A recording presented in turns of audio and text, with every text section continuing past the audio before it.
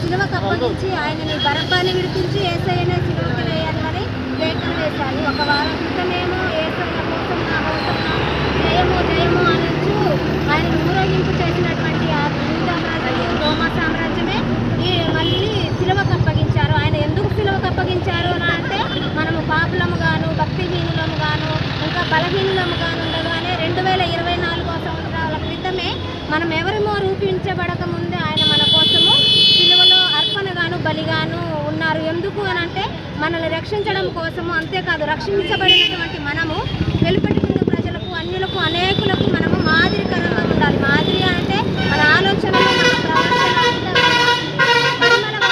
అంటే మళ్ళీ మన కుటుంబాలు ఏ విధంగా అయితే నివాసనగా ఆయన బిడ్డలుగా మనము ఈ లోకంలో మంచి ప్రవర్తన కలిగి ఆయన అంటే ఎరగనటువంటి బిడ్డల్ని మనము మార్చుకునే వారికి మన ప్రవర్తన ఉండాలని ఆయన ఆశపడ్డారు.